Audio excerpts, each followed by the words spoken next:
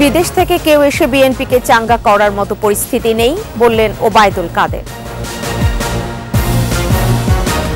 শহীদ মিনারে মুক্তিযুদ্ধের সংগঠক হায়দার আকবর খান রণকে গার্ড অফ অনার, সিপিবির লাল সালাম। নেই আধুনিক নৌযান আর অস্ত্র সরঞ্জাম, সুন্দরবন রক্ষীদের অরক্ষিত জীবন।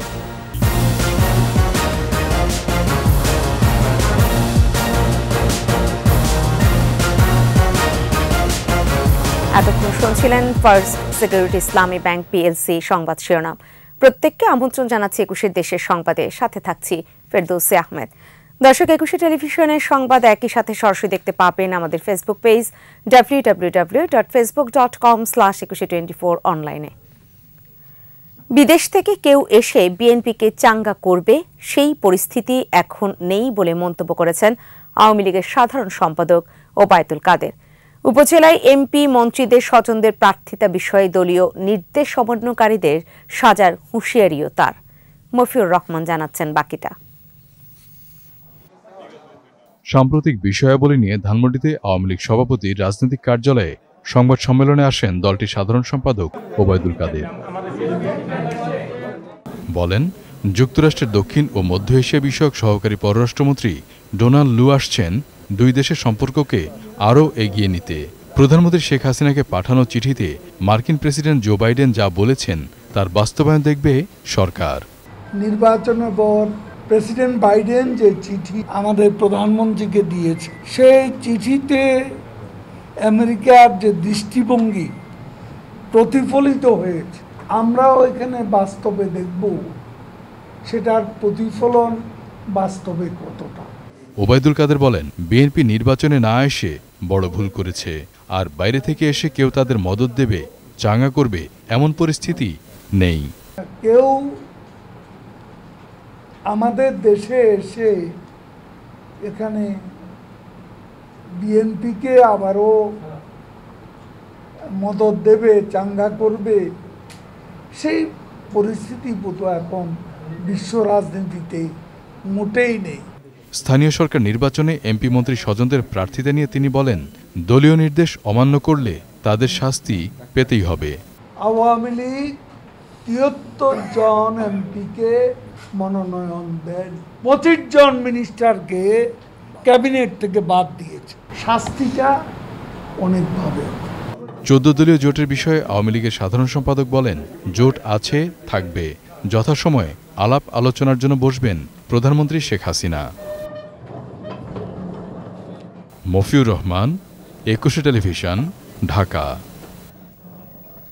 ষষ্ঠ উপজেলা পরিষদ নির্বাচনের তৃতীয় ধাপে উপজেলা পরিষদ নির্বাচনে অংশ নেওয়া প্রার্থীদের মাঝে প্রতীক বরাদ্দ দেওয়া হয়েছে। সকাল থেকে বিভিন্ন জেলা নির্বাচন অফিসের সম্মেলন কক্ষে তৃতীয় ধাপের রিটার্নিং কর্মকর্তা ও অতিরিক্ত জেলা নির্বাচন অফিসার প্রতীক বরাদ্দ দেন। পরে প্রার্থীদের নির্বাচনী আচরণবিধি সঠিকভাবে পালন করার জন্য নির্দেশনা দেওয়া হয়। প্রতীক বরাদ্দের পরপরই প্রার্থীরা নিজ নিজ এলাকায় প্রচারণা শুরু করেন। টাঙ্গাইল ৩, নোয়াখালী ৩, কুড়িগ্রামের ৩টি উপজেলায় প্রার্থীদের প্রতীক বরাদ্দ দেওয়া হয়েছে। এছাড়া যশোরে ৩, পাবনায় ৩ ও গাইবান্ধার সুন্দরগঞ্জ এবং সাদুল্লাপুর উপজেলা পরিষদ নির্বাচনে প্রার্থীদের মাঝে প্রতীক বরাদ্দ দেওয়া হয়।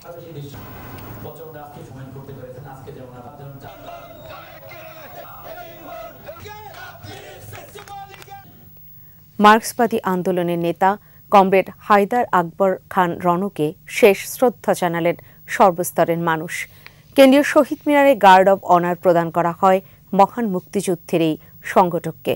এর আগে বাংলাদেশের কমিউনিস্ট পার্টি সিপিবির কেন্দ্রীয় কার্যালয় মুক্তি ভবনে শ্রদ্ধা জানানো হয় দলের বর্ষিয়ান উপদেষ্টাকে। বিস্তারিত জানাচ্ছেন পার্থ সারথী। মুক্তি ভবনে শেষ শ্রদ্ধায় সিক্ত বামপন্থী তাত্ত্বিক হায়দার আকবর খান রণর মরদেহ নিয়ে শোক র্যালি। কেন্দ্রীয় শহীদ মিনারে প্রবীণ এই রাজনীতিককে লাল সালাম জানায় তার দল সিপিবি। পুলিশের চৌকস একটি দল গার্ড অব অনার দেয় বাঙালির মুক্তি সংগ্রামের এই সংগঠককে। এরপর সর্বস্তরের মানুষ শ্রদ্ধা নিবেদন করেন লাল পতাকায় মোড়া রণর কফিনে। মানুষের অধিকারের জন্য সমাজের সাম্য প্রতিষ্ঠার জন্যে যেই তার বাসনা সেটা আজীবন বজায় রেখেছে। আজন্ম সাধনা ছিল মানুষের মুক্তির জন্য লড়াই করা, এবং এই লড়াইরত অবস্থায় তিনি চলে গেলেন। যার মূলনীতি গণতন্ত্র, বাঙালি জাতীয়তাবাদ, ধর্মনিরপেক্ষতা এবং সমাজতন্ত্র, এই যে 4 নাম্বার যে সমাজতন্ত্রের বাংলাদেশ গড়ার যে আমাদের আন্দোলন, সেই আন্দোলন কিন্তু এখনো চলছে। বিভিন্ন রাজনৈতিক দল ও সামাজিক সংগঠনের নেতাকর্মীরাও এ সময় শ্রদ্ধা জানান। সারা জীবন সংগ্রাম করেছেন এই দেশের মানুষের ভাগ্য উত্তরের জন্য, এই দেশের মানুষের উন্নয়নের জন্য চেষ্টা করেছেন। এবং সৎ মানুষ বাংলাদেশে রাজনীতিতে বিরল, এবং উনি যতদিন বেঁচে ছিলেন আমার মনে হয় যে বাম ঘরানার রাজনীতিতে সবারই শ্রদ্ধার পাত্র ছিলেন। এই চলে যাওয়া নিঃসন্দেহে বাংলাদেশের রাজনীতিতে, আদর্শবাদী রাজনীতির ক্ষেত্রে একটা বিরাট শূন্যতা সৃষ্টি করল। হায়দার আকবর খান রণ কখনোই বিভ্রান্তিতে ভোগেননি। বাংলাদেশের প্রশ্নে, জনগণের প্রশ্নে, গণতন্ত্রের প্রশ্নে, স্বাধীনতার প্রশ্নে উনি আপোষহীন লড়াই করেছেন। এরপর ঢাকা বিশ্ববিদ্যালয় কেন্দ্রীয় মসজিদে জানাজা শেষে রাজধানীর বনানী কবরস্থানে মরদেহ দাফন করা হয়। পার্থসারথী, 21 টেলিভিশন, ঢাকা। সোমালিয়ার জলদস্যুদের জিম্মি দশা থেকে মুক্তি পাওয়া বাংলাদেশি জাহাজ এমভি আবদুল্লাহ কক্সবাজারের জলসীমায় পৌঁছেছে। জাহাজটির মালিকানাধীন প্রতিষ্ঠান SR শিপিং লিমিটেড কর্তৃপক্ষ জানায়, রোববার বিকেল 3:50 কুতুবদিয়া থেকে প্রায় 350 নটিক্যাল মাইল দূরে ছিল এমভি আবদুল্লাহ। কুতুবদিয়ায় আসার পর নাবিক ও ক্রু সদস্যদের একটি নতুন দল সেখানে পাঠানো হবে। ফেরত আসা 23 নাবিককে মঙ্গলবার KSRM লাইটার জেটি সদরঘাটে নেওয়া হবে এবং সেখান থেকে তারা নিজ নিজ বাড়িতে ফিরে যাবেন। সোমালি জলদস্যুদের হাতে অপহরণের 1 মাস পর গত 13 এপ্রিল মুক্তি পায় 23 নাবিক সহ এমভি আবদুল্লাহ। নেই আধুনিক অস্ত্র, নৌযান ও সরঞ্জাম, নেই নিরাপদ বাসস্থানও। এমন অরক্ষিত জীবন আর প্রতিকূল পরিস্থিতিতে বিশ্বের সবচেয়ে বড় ম্যানগ্রোভ বনাঞ্চল সুন্দরবন পাহারা দিচ্ছেন বনরক্ষীরা। মোংলা প্রতিনিধি আবুল হাসানের প্রতিবেদন, জানাচ্ছেন খুরশিদ আলম মুকুল। চারদিকে পানি, ভেতরে বন। প্রায় 10,000 বর্গ কিলোমিটার জুড়ে গড়ে ওঠা সুন্দরবনের 2/3 বাংলাদেশে, যার আয়তন 6,017 বর্গ কিলোমিটার। বিশাল এ দুর্গম বন রক্ষায় দিনরাত জীবনের ঝুঁকি নিয়ে কাজ করছেন বন বিভাগের 191 জন রক্ষী। অথচ যেসব রক্ষী দায়িত্ব পালন করেন তাদের জীবনেই অরক্ষিত। নেই আধুনিক নৌযান, সরঞ্জাম ও অস্ত্র। 16টি স্টেশন ও 63টি টল ফাঁড়িও নিরাপদ নয়, ফলে ঝুঁকি নিয়ে অভিযান চালান তারা। উন্নত মানের কোনো অস্ত্র হলে আমাদের এই দুষ্কৃতকারীদের ধরতে অনেক সুবিধা হবে। গরম জলে পর্যটক যখন হঠাৎ আসে, কোনো সময় দেখার লোক আসে, তখন অত দরকার হয়, যখন প্রচুর আসে তখন কিন্তু যে কয়জন আসে দিয়ে হয় না। বনরক্ষীরা বলছেন, বন ঘিরে অনেক অপরাধ সংঘটিত হয়। সুন্দরবনে আশ্রয় নেয় অনেক অপরাধীও। বনের কাঠ চুরি করে নিয়ে যায় দস্যুরা। বন রক্ষায় বনের এক অংশ থেকে অন্য অংশ যেতে জলপথেই একমাত্র ভরসা, কিন্তু চলাচলের জন্য নেই আধুনিক জলযান। দ্রুতগামী জলযান হলে আমাদের সুন্দরবনের সার্বিক অপরাধ উদ্ঘাটন এবং পরিচালনা করতে আমাদের আরো সুবিধা হয়। প্রশাসনিক যে আমরা জনগণ আছি, কর্মচারী আছি, অনেক কম স্বল্পতা, যার কারণে আমরা দেখা যায় অনেক অভিযান কিংবা দুষ্কৃতিকারীদের অপরাধ উদ্ঘাটন করতে আমরা সক্ষম হই না। তবে বন কর্তৃপক্ষ বলছে, সুন্দরবন রক্ষা ব্যবস্থাকে আধুনিকায়নে নানা পরিকল্পনা হাতে নেওয়া হয়েছে। সুন্দরবন সুরক্ষা একটা প্রকল্প আছে, সেটা বাস্তবায়নাধীন রয়েছে এবং ওই প্রকল্পের আওতায় আমাদের কিছু নতুন জলযান অন্তর্ভুক্ত রয়েছে। আশা করছি প্রকল্পগুলো বাস্তবায়ন করলে আমাদের যে অবকাঠামোগত সমস্যা কিংবা জলযানের সমস্যা, এটা অনেকাংশে লাঘব হবে। দেশের অর্থনীতিতে সুন্দরবনের অবদান প্রতি বছর প্রায় 5.5 কোটি টাকা। বনের সম্পদ রক্ষায় বনরক্ষীদের সুযোগ সুবিধা নিশ্চিতে সরকার উদ্যোগী হবে, প্রত্যাশা বনরক্ষীদের। খুরশিদ আলম মুকুল, 21 টেলিভিশন। বিরতি, যখন ফিরছি তখন থাকছে। মুন্সিগঞ্জে 2 সহস্রাধিক কারখানা, তৈরি হচ্ছে নানা রঙের কাপড় দিয়ে বাহারি পোশাক। দেখছেন 21 দেশের সংবাদ। কুমিল্লায় যুবলীগ নেতা জামাল উদ্দিন হত্যা মামলার মৃত্যুদণ্ডপ্রাপ্ত 2 আসামিকে গ্রেফতার করেছে র্যাব। দুপুরে নগরীর শাকতলা র্যাব কার্যালয়ে সংবাদ সম্মেলনে এই তথ্য জানান কুমিল্লার কোম্পানি অধিনায়ক lieutenant commander Mahmudul Hasan. RAB জানায়, ভোরে কুমিল্লা আদর্শ সদর উপজেলার শাসনগাছা থেকে 14 গ্রামে যুবলীগ নেতা জামাল উদ্দিন হত্যা মামলার মৃত্যুদণ্ডপ্রাপ্ত 2 জনকে গ্রেফতার করা হয়। গ্রেফতারকৃতরা হলেন খন্দকার মফিজুর রহমান ও মোহাম্মদ রেজাউল করিম বাবলু। অপর অভিযানে সদর দক্ষিণ এলাকা হতে আন্তর্জাতিক অপরাধ ট্রাইব্যুনাল 1 এর গ্রেফতারি পরোয়ানাভুক্ত পলাতক আসামি মোহাম্মদ আবুল বকর সিদ্দিককে গ্রেফতার করা হয়। তাদের শ্যামনগর থানায় হস্তান্তর করা হয়েছে। দিনাজপুরের হিলিতে নিম্ন আয়ের মানুষের জন্য ফ্যামিলি কার্ডের মাধ্যমে সুলভ মূল্যে টিসিবির পণ্য বিক্রয় কার্যক্রম শুরু হয়েছে। হাকিমপুর সরকারি ডিগ্রি কলেজ চত্বরে টিসিবির পণ্য বিক্রি কার্যক্রমের উদ্বোধন করেন উপজেলা একাডেমিক কর্মকর্তা সাখাওয়াত হোসেন। এবারে 470 টাকা প্যাকেজ মূল্যে 100 টাকা লিটার দরে 2 লিটার সয়াবিন তেল, 30 টাকা কেজি দরে 5 কেজি চাল, 60 টাকা কেজি দরে 2 কেজি মসুর ডাল দেয়া হচ্ছে। উপজেলার 10,571 জনের মাঝে ফ্যামিলি কার্ডের মাধ্যমে এই পণ্য বিক্রয় করা হচ্ছে। খোলা বাজারের চেয়ে কম মূল্যে তেল, ডাল ও চাল পেয়ে সন্তোষ প্রকাশ করেন নিম্ন আয়ের মানুষজন। সিলেট সিটি কর্পোরেশনে গৃহকর পদ্ধতি বাতিল করার দাবি জানিয়েছেন নাগরিক সমাজের নেতারা। এই নিয়ে বিকেলে মেয়র আনোয়ারুজ্জামান চৌধুরীকে এক স্মারকলিপিতে দেয়া হয়। এ সময় বক্তারা বলেন, নতুন করে সমীক্ষা ছাড়া এই পদ্ধতিতে নগরের মানুষ করের বোঝার চাপে পড়বে। নাগরিক সমাজের দেয়া স্মারকলিপি গ্রহণ করেন সিটি কর্পোরেশনের প্রধান নির্বাহী কর্মকর্তা ইফতেখার আহমদ চৌধুরী। এ ব্যাপারে কার্যকর ব্যবস্থা গ্রহণের আশ্বাস দিয়েছেন তিনি।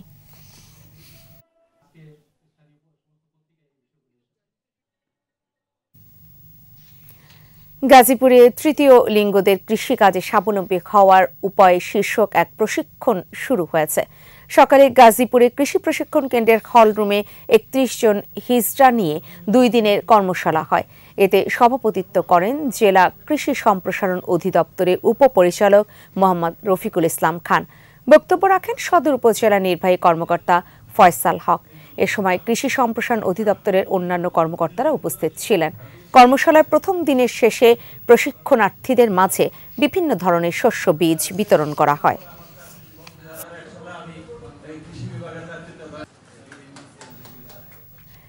মাগুরা সদরের নরসিংহাটি কমিউনিটি ক্লিনিক উদ্বোধন করলেন সংসদ সদস্য ও বিশ্বসেরা অলরাউন্ডার সাকিব আল হাসান।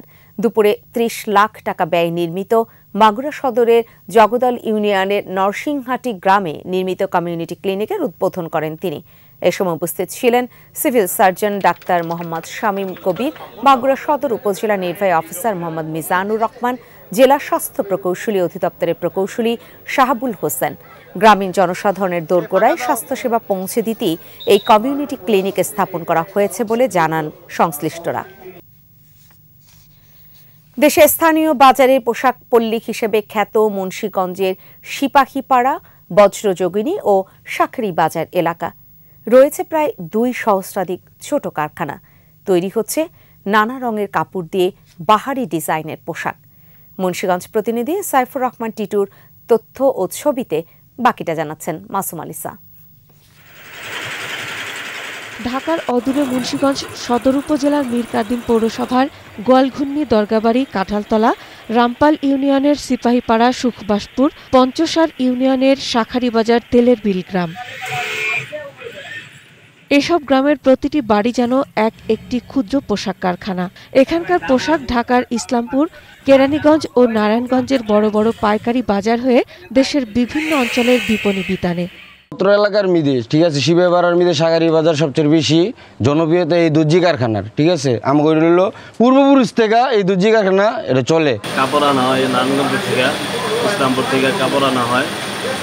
আমরা সকাল 10টা থেকে রাত 3টা পর্যন্ত কাজ করি। পাইকারি সেল দেই নারায়ণগঞ্জ, কেরানীগঞ্জ, সদরঘাট আমরা পাইকারি সেল দিই। ওখান থেকে যারা খুচরা বিক্রি করে তারা ওখান থেকে নেয়।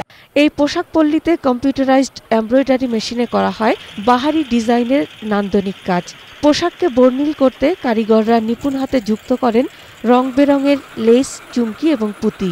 যে দর্জি কারখানার লোক, তো আমাদের কাছে ডিজাইন আর আপনার ওই যে মানে কাপড়টা নিয়ে আসে, তো আমরা ডিজাইনটা করে দেই। নায়রা, আলায়া, পাতি জর্জেট, এই 3টা মাল নিয়ে আমরা বেশি পাইকারেরা চাহিদা বেশি করতেছে। গলাই কুচি মাল, বাদুর মাল, আতাই কুচি, বিভিন্ন রকমের মাল। মুন্সিগঞ্জের বিসিক কর্মকর্তারা জানান, এই পোশাক পল্লীতে অন্তত 30,000 শ্রমিকের কর্মসংস্থান হয়েছে। বিকাশের ধারা অব্যাহত থাকলে একসময় আন্তর্জাতিক পরিমণ্ডলেও এই পোশাকের খ্যাতি ছড়িয়ে পড়বে। তাদের যে ব্যবসার ধারাবাহিকতা রয়েছে, তাদের এই উন্নত ডিজাইন, তাদের বিপণন ব্যবস্থাপনা, উৎপাদন ব্যবস্থাপনা সহ মার্কেটিং ব্যবস্থাপনা সহ সকল আঞ্জাম সকল কিছু যথাভাবে সম্পাদন করতে পারলে ঠিকভাবে লাভবান হবে। গেল ঈদ উল ফিতরে এখান থেকে প্রায় 300 কোটি টাকার পোশাক বিক্রির লক্ষ্যমাত্রা ছিল। Masuma Lisa, 21 television. চট্টগ্রামের খবর।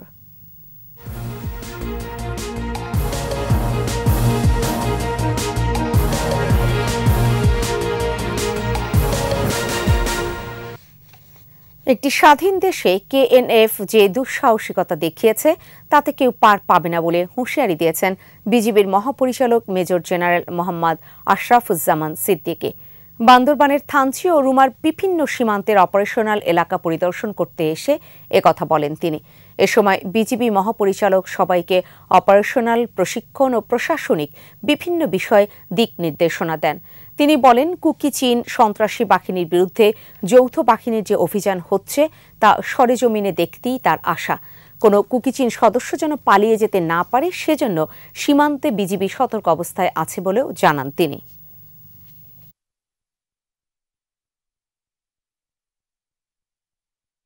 একটি স্বাধীন রাষ্ট্রের বিরুদ্ধে বা বিভিন্ন মেশিনারিজের বিরুদ্ধে এই ব্যাংক ডাকাতি বা এগুলো, এই দুঃসাহসিকতা যে কোনো সন্ত্রাসী গ্রুপ দেখাতে বা দেখিয়ে পার পেতে পারবে না, এই সিগন্যালটি দেওয়াটাই মূল উদ্দেশ্য এবং তাদের এই সন্ত্রাসী কার্যক্রম। এবং আপনারা জানেন যে অত্র এলাকার যে বম সম্প্রদায়ের নিরীহ জনগোষ্ঠী যারা আছে তারাও এটি সমর্থন করছে না। 1900 সালে পার্বত্য চট্টগ্রাম শাসন বিধি বাতিলের ষড়যন্ত্রের প্রতিবাদে আগামী 15 মে রাঙামাটিতে আধাবেলা অবরোধ কর্মসূচির ডাক দিয়েছে ইউপিডিএফ এর 4 সহযোগী সংগঠন। 15 মে ভোর 5টা থেকে দুপুর 12টা পর্যন্ত অবরোধ কর্মসূচির ঘোষণা দেওয়া হয়। সমাবেশে বক্তব্য দেন বৃহত্তর পার্বত্য চট্টগ্রাম পাহাড়ি ছাত্র পরিষদের সভাপতি তনুময় চাকমা, পিসিপির নেতা নিকন চাকমা, গণতান্ত্রিক যুব ফোরামের সভাপতি ধর্ম সিং চাকমা। এর আগে একটি বিক্ষোভ মিছিল বের করা হয়। সমাবেশে বক্তারা বলেন, 1900 সালের পার্বত্য চট্টগ্রাম শাসন বিধি বাতিলের চেষ্টাকে পাহাড়ি জনগণের হাজার বছরের ইতিহাস, ঐতিহ্য, সংস্কৃতি মুছে দিয়ে তাদের জাতীয় অস্তিত্ব চিরতরে বিলুপ্ত করে দেওয়ার এক সুগভীর ষড়যন্ত্রের অংশ। চাঁদাবাজি সহ নানান অভিযোগে চট্টগ্রাম কলেজ ছাত্রলীগ সভাপতি মাহমুদুল করিম ও সাধারণ সম্পাদক সবুজ মল্লিককে অবাঞ্ছিত ঘোষণা করে সমাবেশ করেছে কলেজ শাখা ছাত্রলীগ। সকালে কলেজ ক্যাম্পাস এলাকায় বিক্ষোভ মিছিল করে তারা। এরপর চট্টগ্রাম কলেজ ছাত্রলীগ সভাপতি ও সাধারণ সম্পাদকের বিরুদ্ধে নানা অভিযোগ তুলে ধরা হয়। পদবি ব্যবহার করে কেউ চাঁদাবাজি করলে তা বরদাস্ত করা হবে না বলেও হুঁশিয়ারি দেন আন্দোলনকারীরা।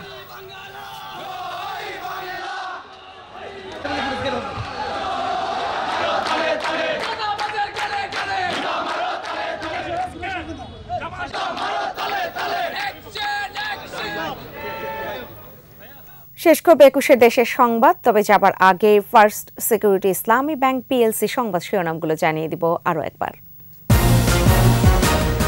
বিদেশ থেকে কেউ এসে বিএনপিকে চাঙ্গা করার মতো পরিস্থিতি নেই বললেন ওবায়দুল কাদের। শহীদ মিনারে মুক্তিযুদ্ধের সংগঠক হায়দার আকবর খান রনকে গার্ড অব অনার, সিপিবির লাল সালাম। নেই আধুনিক নৌযান আর অস্ত্র সরঞ্জাম, সুন্দরবন রক্ষীদের অরক্ষিত জীবন।